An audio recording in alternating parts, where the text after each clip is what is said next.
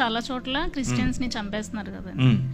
So చంపేసిన వెనకాల ఉన్న వాళ్ళకి ఎందుకు దేవుడు పనిష్ చేయట్లేదు? క్రిస్టియన్స్ ని చంపితేనే దేవుడు పనిష్మెంట్ ఇవ్వాలా, లేకపోతే ఎవరిని చంపినా ఇవ్వాలా? క్వశ్చన్ ఏంటి అని అంటే క్రైస్తవుల, బౌద్ధుల, ముస్లిముల, హిందువుల కాదు. ఒక మనిషిని అన్యాయంగా చంపడం, అన్యాయం జరిగిన చోట దేవుడు ఎందుకు ఏం చేయట్లేదు కదా, అంతేనా? హబక్కుకు గ్రంథం అంతా ఇదే. The entire book of Habakkuk is this. ఏంటి నువ్వు చూడవా, అసలు ఉన్నావా? నువ్వు ఉంటే కళ్ళు మూసుకున్నా. పాట కూడా పాడారు ఒక ఆయన పాత రోజుల్లో. ఉన్నావా, అసలు ఉన్నావా, ఉంటే కళ్ళు మూసుకున్నావా. దిస్ ఘంటసాల గారు పాట. భక్త తుకారం చూసారా? అందరు భక్తులకు ఇదే క్వశ్చన్, మీకొకరికే కాదు, ప్రపంచంలో ఉన్న అన్ని రకాల భక్తులకు ఇదే క్వశ్చన్. అయితే భక్తులు ఏమి ఎక్స్పెక్ట్ చేస్తారంటే జరగంగానే ఆయన కత్తెత్తుకొని వచ్చేసి వేసేయాలనుకుంటారు. But God doesn't work like that. ఆయన అలా పనిచేయడు.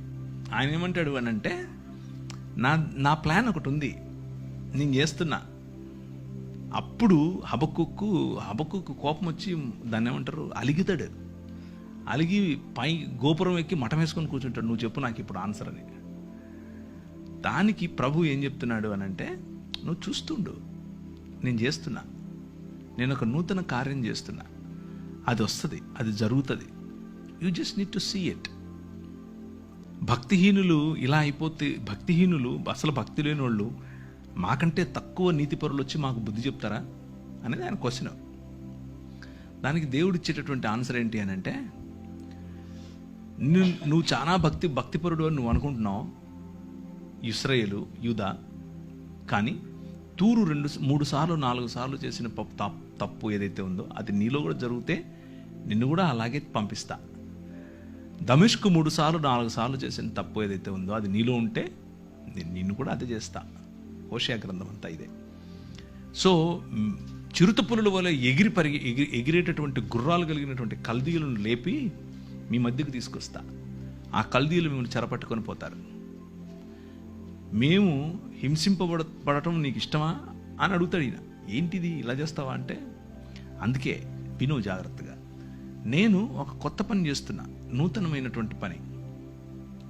సంవత్సరాలు గడుచుతూ ఉండగా నీ పని నువ్వు చేయి, నన్ను క్షమించు, నాకు ఇప్పుడు అర్థమైంది. నువ్వు చేస్తున్నావు పని, యూఆర్ వర్కింగ్ బిహైండ్ ఇట్. కాకపోతే నేను అనుకుంటున్న పద్ధతిలో చేయట్లేదు. నాకు ఇప్పుడే ఇక్కడే ఇలాగే పైనుంచి ఉరుములు పడాలి, కింద భూమి పగిలిపోవాలి అని నేను ఎక్స్పెక్ట్ చేస్తున్నాను. అలా కాదు. You have a different way. ఆ డిఫరెంట్ వేలో నువ్వు పని చేస్తున్నావు అని గమనించిన తర్వాత హబక్కుకు ఏమంటాడంటే, సాలలో పశువులు లేకపోయినా, అంజూరపు చెట్టు ఫలించకపోయినా యెహోవా యందే నేను ఆనందిస్తాను. నువ్వు ఉన్నావు, నాకు అర్థమైపోయింది, నువ్వు చేస్తున్నావు, నమస్కారం స్వామి, నువ్వే చెయ్యి అని చెప్తున్నాడు. సో ఫైనల్గా వాళ్ళు పనిష్మెంట్కు లేకపోతే తీర్పు అనేది ఆయన చేతిలో ఉంది. Let's put it this way. మనం అనుకున్నట్లుగా కాకపోయినా ఆయన తనదైన శైలిలో, తన పద్ధతిలో సమస్తాన్ని నూతనపరుస్తున్నాడు. కొందరికి ఛాన్స్ ఇచ్చి నూతనపరుస్తాడు, కొందరికి పళ్ళు రాలగొట్టి నూతనపరుస్తాడు. రెండిట్లో ఏది కరెక్ట్ అనేది ఆయనకే వదిలేద్దాం, ఆయన చేస్తాడు. He is doing it. చాలామంది నేను చూశాను, ఏంటి ప్రభా ఇది, మీకు ఎప్పుడు రాలేదు ఇలాంటి క్వశ్చన్స్?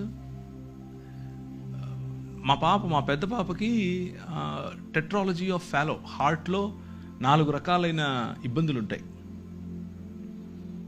నేను ఒకరోజు కారు తోలుకుంటూ బయటకు వచ్చి గట్టిగా రోడ్డు మీద నిలబడుకొని అరుస్తున్నాను, ఎందుకంటే ఆ ఒత్తిడి తట్టుకోలేక. నేను నీ కోసం నువ్వు చెప్పావని చెప్పి నార్త్ ఇండియాకి వచ్చి ఇక్కడ పరిచయం చేస్తుంటే నా బిడ్డకి ఇలా చేస్తావా నువ్వు? నా క్వశ్చన్ సేమ్ హబక్కుక్ క్వశ్చనే. నా బిడ్డకి ఇలా చేస్తావా, ఆమెను ఇలా చేస్తావా? ఇక్కడే టైప్లో అనమాట, కమండలో నుంచి నీళ్ళు తీసేసి టైప్లో. ప్రభు అన్నాడు, ఏం మాట్లాడలేదు ఆయన, ఏం మాట్లాడలా. ఒక 2 ఏళ్ళు నేను అలిగా ఆయన మీద.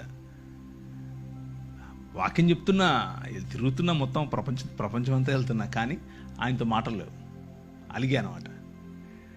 Then one day God spoke to me and said, చూస్తూ ఉండు, నువ్వు ఆ 2 ఏళ్లలో 1 సంవత్సరం తర్వాత ఒక మంచి డాక్టర్ని పరిచయం చేశాడు.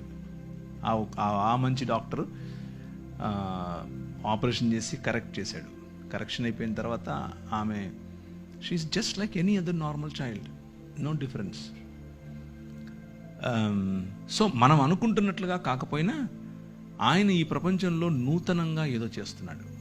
దాన్నే మనం నూతన సృష్టి అంటున్నాం, దాన్నే దేవుని రాజ్యం అంటున్నాం. ఆ దేవుని రాజ్యం వచ్చినప్పుడు, నూతన సృష్టి వచ్చినప్పుడు మనకు స్పష్టత చాలా వస్తుంది. కీర్తనల్లో 1/3 కనీసం ఒక 30% కీర్తనలు అన్నీ ఇవే.